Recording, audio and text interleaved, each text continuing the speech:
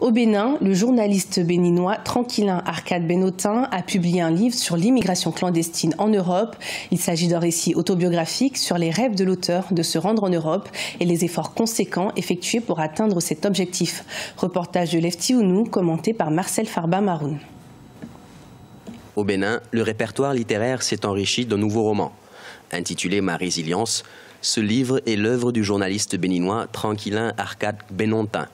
Ma résilience est un roman autobiographique de 168 pages, subdivisé en 24 chapitres et paru aux éditions Savane en décembre 2017. L'auteur livre au public une histoire selon lui vraie, sa propre vie parsemée de rêves, de difficultés et de blessures.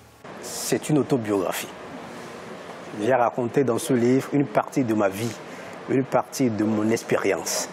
Et j'ai été très sincère dans la rédaction de ce livre. L'histoire racontée est sans fioriture, est sans apport secondaire. La fiction n'hésite pratiquement pas dans ce livre. Selon Arcade Tranquillin Benotin, Ma résilience est un témoignage, un appel à la combativité.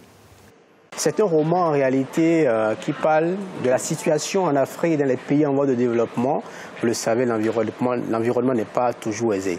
Les jeunes, lorsqu'ils finissent à l'université, n'ont pas d'emploi, ils voient leurs frères de l'Occident qui rentrent au pays, qui vivent très bien, ont envie d'essayer cette aventure.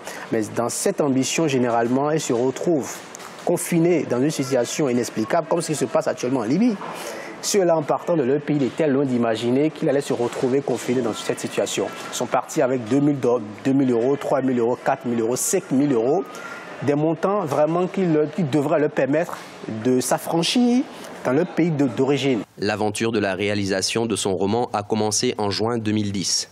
Ma résilience raconte l'histoire d'un jeune béninois qui, épris de compassion pour sa mère et au regard de ses propres difficultés, a décidé de suivre les conseils d'un ami pour trouver l'Eldorado aux États-Unis.